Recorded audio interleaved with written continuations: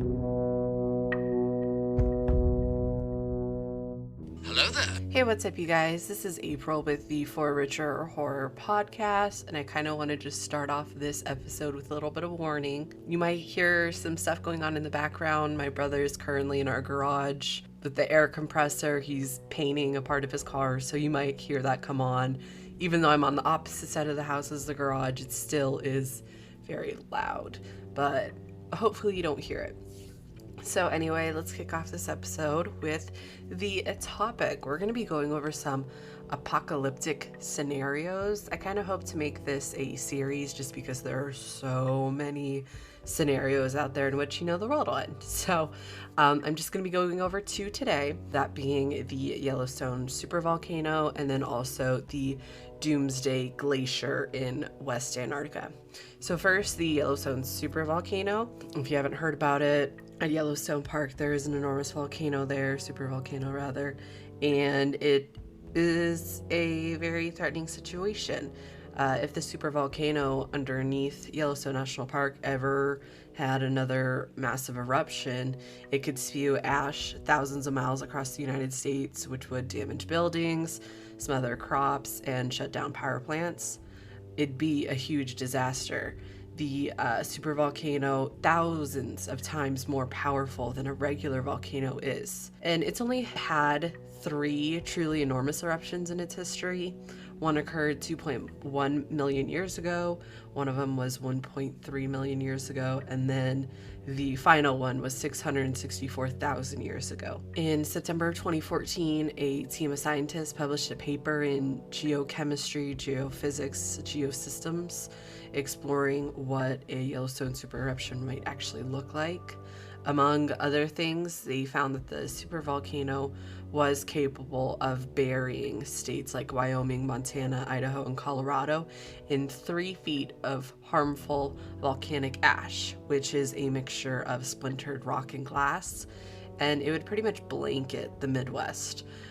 Let's not forget that it's actually pretty close to Canada, so honestly, it would have catastrophic effects for pretty much the entire continent of North America. That much ash could kill plants and animals, crush roofs, and short all sorts of electrical equipment. So underneath Yellowstone National Park is a reservoir of hot magma 5 miles deep. And that's fed by a gigantic plume of molten rock welling up from hundreds of miles below. That heat is responsible for many of the park's famous geysers and hot springs, and as magma rises up into the chamber and cools, the ground above periodically rises and falls. So on rare occasions throughout history, the magma chamber has erupted. The vast majority of those eruptions in Yellowstone were smaller lava flows. The last occurring at Pitchstone Plateau some 70,000 years ago, those weren't the massive eruptions. Those were considered small, where there was only a little bit of lava. It's not the scenario in which it's a giant eruption. But the reason why Yellowstone gets so much attention is the relatively remote possibility of a super eruption. So a super eruption is anything that measures a magnitude of 8 or more on the volcano explosivity index. That was a hard word for me, I don't know why. In which at least 1,000 cubic kilometers or 240 cubic miles of material gets ejected. That's pretty much enough to bury Texas 5 feet deep. So that is massive. These super eruptions are thousands of times more powerful than even the biggest eruptions we're used to. To compare it to the eruption of Mount St. Helens in 1980, which my mom saw because she was living in Oregon, but the previous eruptions were 4,000 and 9,800 times more powerful and widespread, covering thousands of cubic kilometers versus the 0.25 cubic kilometers that Mount St. Helens covered. So to put that kind of into imperial units, the previous eruptions covered 240 and 588 cubic miles respectively. So let's kind of look into the scenario in which a super eruption could happen. When and if Yellowstone does erupt, it won't be like Hawaii, it won't be like Mount St. Helens, because the pool of magma underneath Yellowstone is so humongous, and it will take days or weeks to empty because of how massive it is. The explosion will be so powerful that huge amounts of ash will be ejected in the stratosphere. Some of this ash will fall to create accumulations of up to 10 feet within a couple 100 miles of Yellowstone. So surrounding states will have 10 feet of ash buildup. Geologists have been able to find a layer of ash from the last eruption in the rock layers that went all the way to the East Coast. That is crazy. So those actually in or near the park, well, they won't likely know what happened because they'll already be dead. A huge explosion would occur at the start of the eruption. Those farther away won't have to deal with the explosion, but the outlook might not be much better. The falling ash is not like soft ash from a campfire that, we're used to. Volcanic ash is very sharp. If you look at it under a microscope, it's just like shards of glass. If breathed in, the ash will cut up your lungs and will also form a cement in your body. The volcanic ash will also permanently damage all car and plane engines that try to operate in those conditions. It will kill animals, humans, just anything that's trying to breathe. The sharp volcanic ash may be the most immediate concern, but the long-term impact is actually worse. The ash that gets caught in the stratosphere will stay suspended for months or even years. The ash, along with different volcanic gases, will block out much of the sun's energy. This will create a several-year period with below normal temperatures and below normal energy for plants to grow. So, good luck trying to get food is pretty much what it's saying. Between the ash, lack of sunlight, and the colder temperatures, finding food to eat is going to be the most dangerous consequence of a supervolcanic eruption. I already said that. Why did I write that twice? Whatever. The lack of sun will reduce the amount of photosynthesis, which plants require to obtain energy. The animals that feed on plants will go hungry, and the loss of animals will be another reason our food sources will be scarce. Yellowstone has had 3 of these massive eruptions in its history. That was 2.1, 1.3, and 664,000 years ago. The last of those at Yellowstone Lava Creek ejected so much material from below that it left a 34-mile by 50-mile depression in the ground, which is today the Yellowstone Caldera. It's also worth noting that Yellowstone is hardly the only supervolcano out there. Geologists have found evidence of at least 47 super eruptions in Earth's history. The most recent occurred in New Zealand's Lake Taupo, some 26,000 years ago.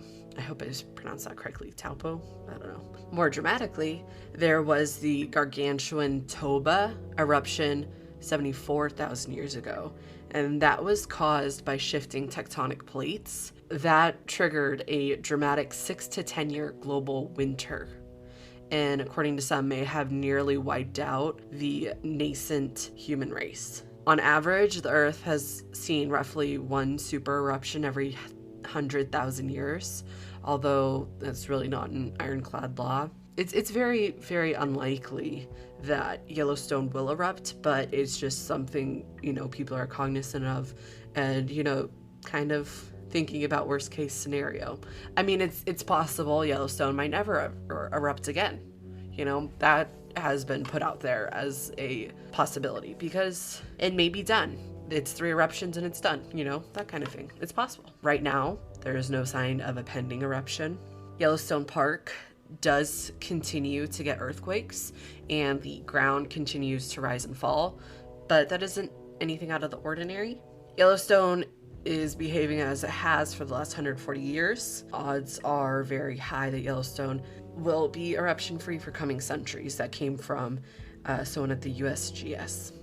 And the USGS also notes that if you simply took the past 3 eruptions, the odds of Yellowstone erupting in any given year are a 0.00014% chance, which is lower odds than getting hit by a civilization-destroying asteroid. That might be another apocalyptic scenario.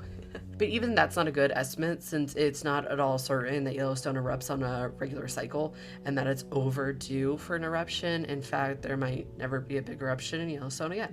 The Earth will most likely see super eruptions in the future, but it's not really sure if that'll be from Yellowstone.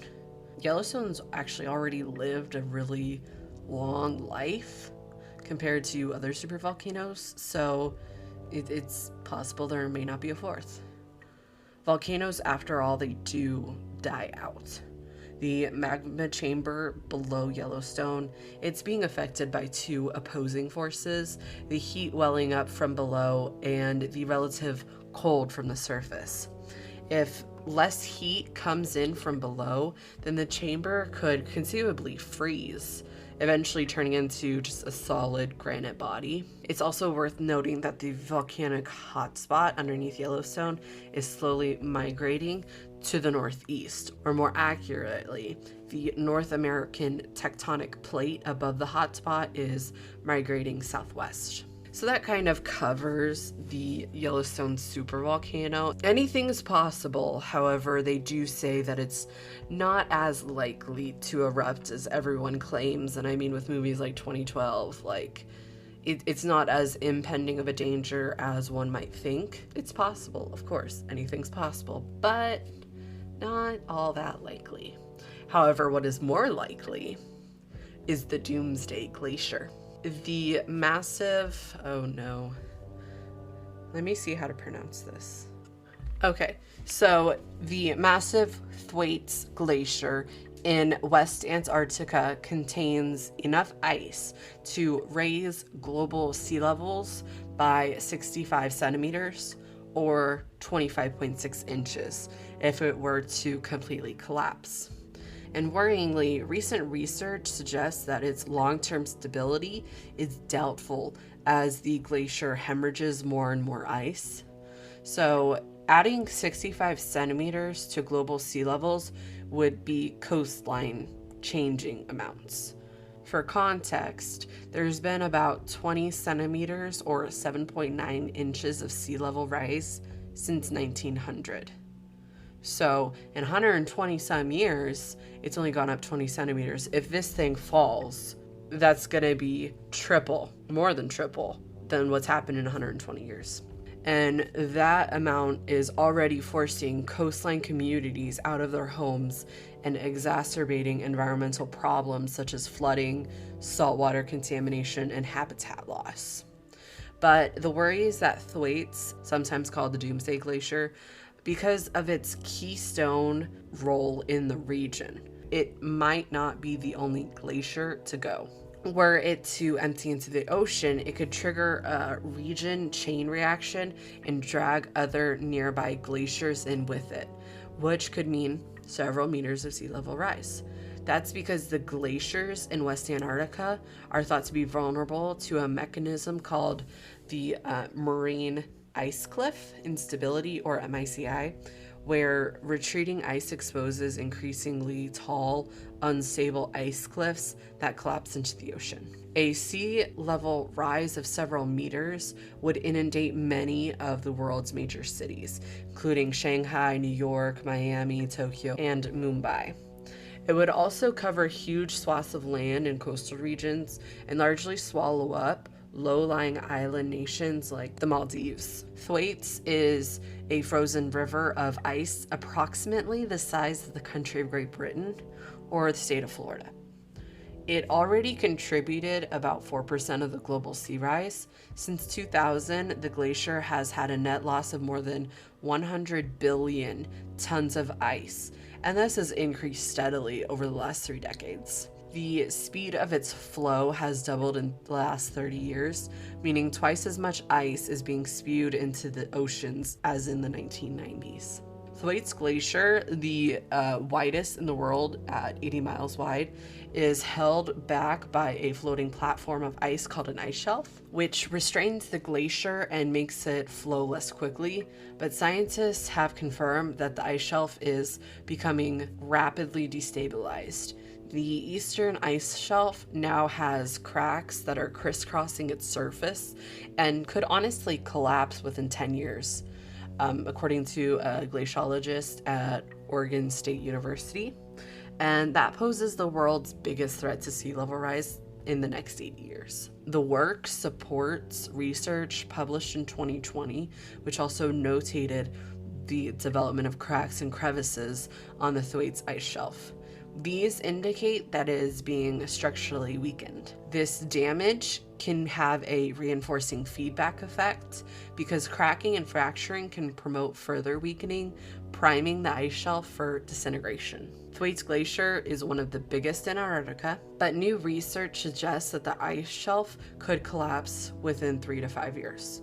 So original estimates were like 10 years. Well, as more and more evidence comes out, it's more than likely that it's 3 to 5 years, which is terrifying. If Thwaites ice shelf did collapse, it would spell the beginning of the end for the glacier.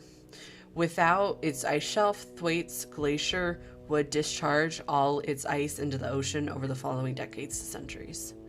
The ice shelf, which can be thought of as like a floating extension of Thwaites Glacier, is one of several that the scientists are watching closely in the Amundsen Sea Basin, which is in West Antarctica. Several ice shelves that hold back glaciers there, including Thwaites and its next door neighbor, the Pine Island Glacier, are being eroded by rising ocean temperatures. So while 2/3 of Thwaites Glacier is relatively fast flowing, the eastern portion has been moving much more slowly. Scientists have shown that one reason for this is that the floating ice from the glacier collides with an undersea mountaintop about 25 miles offshore. And this mountaintop acts like a doorstop, blocking the glacier's forward progress. Earlier this year, researchers demonstrated that the Thwaites eastern ice sheet is becoming unstuck from its mountaintop brace. In addition, satellite images taken over the past 2 years, including as recent as November, have shown the appearance of rapidly lengthening large fractures in the portion of the eastern glacier that are sitting atop seawater. If these cracks that are causing sudden alarm among scientists who have previously seen hints that the eastern portion of the glacier might be unstable, but have been surprised to see the speed of which the fractures are advancing. New data also shows how the rise and fall of ocean tides can be speeding up the melting. Tides do this by pumping warm water far beneath the ice. This ocean-driven melting at the bottom of the ice shelf also pushes the anchoring point where the ice meets the seabed backwards. Because the seabed slopes downward in the Amundsen Sea, that could eventually trigger a shift as the glaciers lose their footing and retreat rapidly. Ultimately, if the ice shelves retreat, it means that there is less holding the West Antarctic glaciers back, allowing them to accelerate and add more to the global sea levels. If that happens, the glacier will discharge thousands of massive icebergs into the Southern Ocean, where they may present hazard to shipping, but those icebergs won't make any difference to global sea levels themselves. That's because the portion of the Thwaites Glacier is already floating, so the weight of that ice is already displacing the same amount of water that will be unlocked when the iceberg melts. The real concern is that the floating ice is currently holding back a large portion of the Thwaites Glacier that sits on land. With the waterborne portion of the glacier breaking up, scientists estimate that the landlocked ice will begin to flow 3 times faster than it currently is. It will also be in greater contact with the relatively warm waters of the Amundsen Sea, accelerating melting. In this scenario, that is likely to massively contribute to rising sea levels. If Thwaites Glacier collapses, it opens the door for the rest of the West Antarctic ice sheet to slide into the sea. It's not only goodbye for Miami, but goodbye to virtually every low-lying coastal city and country in the world. However, Scientists are still getting to grips with the MICI, and questions remain about the future of West Antarctica's glaciers. While the collapse of Thwaites certainly could trigger a wholesale collapse event, not everyone believes that this will happen.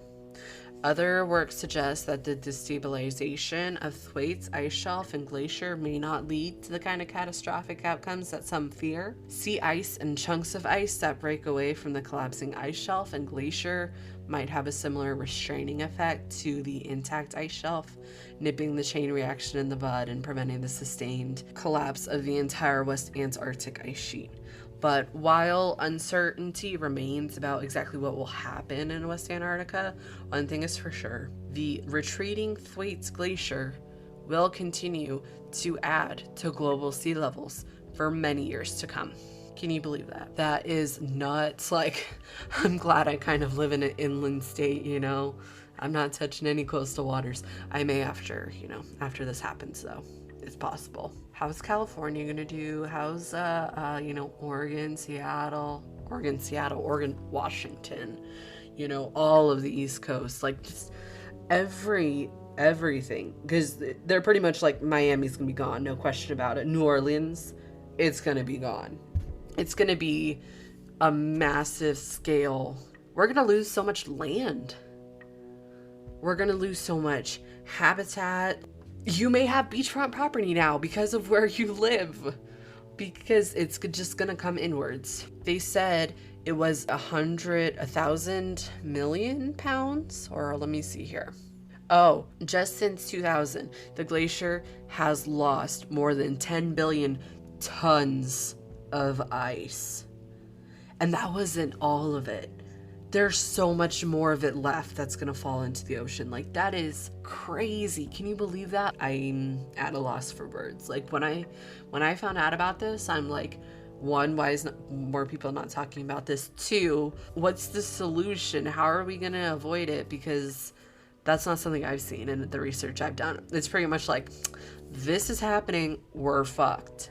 That's kind of the conclusion I received once researching this. Something to be aware of. We might just lose some large cities, some countries, it might happen. I know that's a bit of a grim topic, but I mean, that's what happens when you talk about apocalyptic scenarios. It is talking about death of a lot of fucking people. But anyway, I hope you guys found this episode interesting. I do have more ideas for apocalyptic scenarios, so hopefully you stay tuned and want to listen to those that are going to be coming out eventually. And if you have any ideas, if you've heard of any scenarios rattling around out there that are fairly unknown, feel free to let me know about them so I can talk about it, do the research, and then talk about it. That's what I meant. Anyway, all right, well, I hope you guys have a wonderful day. Hope you enjoyed, and I will see you guys next episode. Bye.